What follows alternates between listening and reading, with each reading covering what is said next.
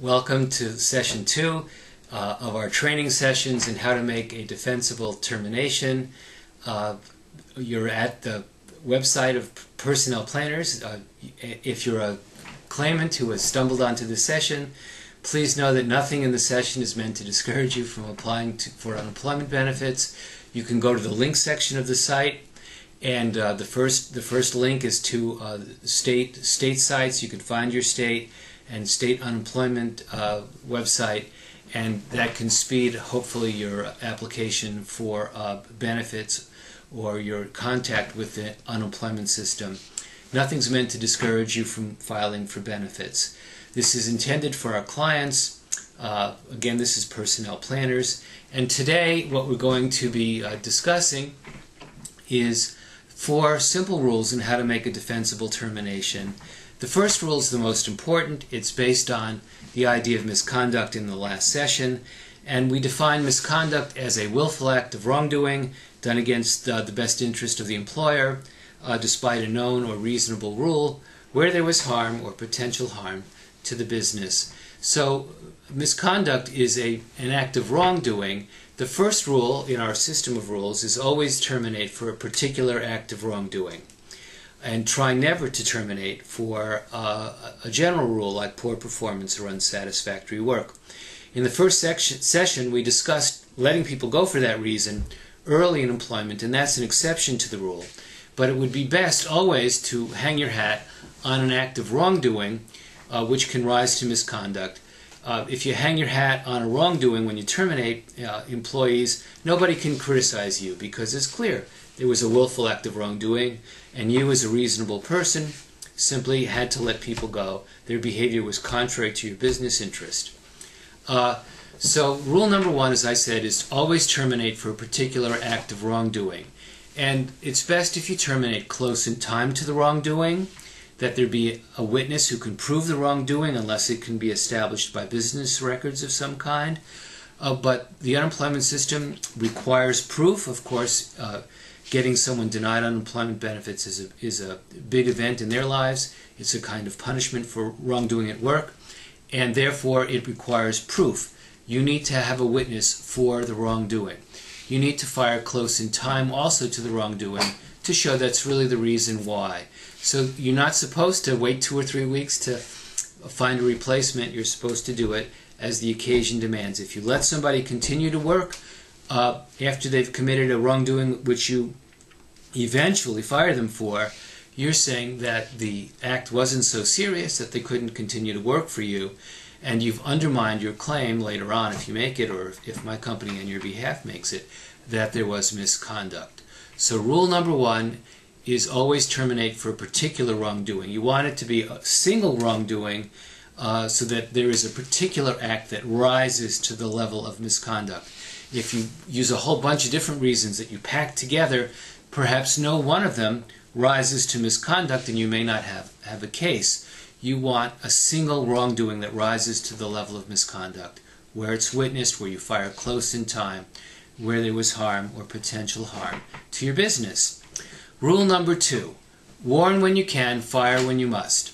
A business should have a progressive disciplinary policy or practice that in effect says we will warn, or we will suspend, or we will fire in a progressive manner depending on the seriousness of the offense. So you may warn, or you may suspend, or you may fire, but the expectation is that it will be progressive. That isn't to say that sometimes you need to terminate for particular wrongdoings right away. Of course you do. Certain kinds of abuse or dishonesty or theft merit immediate discharge. No one would say otherwise, but it's best to have progressive warning, suspension, or firing.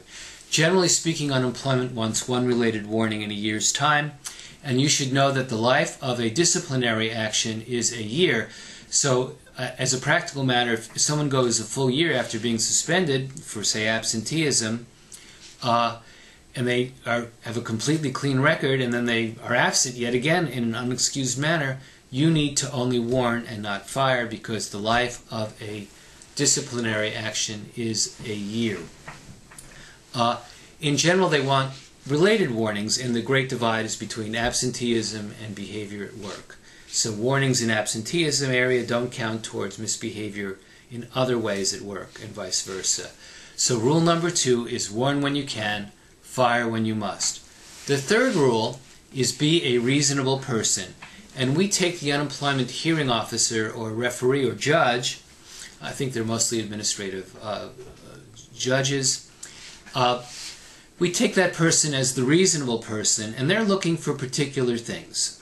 They're looking for a final event that was witnessed, that's serious, where there's harm. And they also are looking to see what was said at the time of separation. So you should always have a meeting with the person at the time of termination. The common way an unemployment hearing begins is, what happened to the employment? Well, they were fired. Did you terminate that person? Yes. What did you say and do when the individual was terminated? They're looking to see whether the person was talked to and whether the reason given at the time was the same as the reason that gets testified to at the hearing. They're looking to see whether you're consistent and honest, and so it's very, very critical for you to talk to an individual who you're terminating. Be upfront and be open to what they have to say, because what they have to say may be a check on your perception of the circumstance. Maybe they fell asleep on the job because they're on new medication. You don't know. You need to ask. Maybe that last absence was beyond their ability to control. You need to ask. It's very critical with absenteeism to find out whether that last instance was avoidable or not. If it was unavoidable, not wise to separate. You should talk to people and make it a check on your behavior with regard to terminating them. And also, if when you're talking to somebody and they admit that they did it, I admit that I stole the computer, I admit that I hit Susie Miller at work with a chair, you get them to sign a confession to say that that's what they did, if they'll cooperate with you, because that is given contrary to their best interest. It demonstrates clearly that the reasons you're terminating for are the reasons the claimant or the soon-to-be claimant or the possible claimant says are also true. So it's a good idea to talk to somebody to check your reasonableness, to establish clearly why you're doing what you're doing by being directly honest about it and complete and not withholding information. And it also is an opportunity to get corroboration from the individual employee themselves. The fourth rule is to document. Document, document, document. And the basic reason here is that you'll forget otherwise. It doesn't matter how outrageous the behavior was. You think you'll never ever forget what so-and-so did, but you'll need a date, a time, and a place, a context, what actually was said. Proof is in the details. You need some way to record this. You also need it for other purposes to protect your business. So it's very important to document. It acts as a separate piece of proof as to what happened. If you write somebody up at the time of the wrongdoing, then not only did you fire them, you also wrote this this document, and they tend to corroborate what happens. Honesty is the best policy. Always present the document to the individual for being signed. Never withhold this kind of thing from an individual at the time of separation. Document, document, document.